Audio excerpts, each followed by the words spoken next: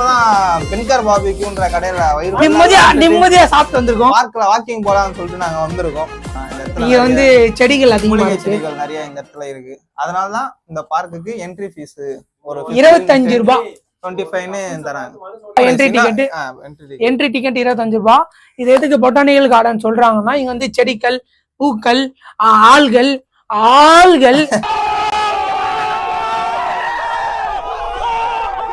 எல்லாரும் நிறைய இருக்காங்க.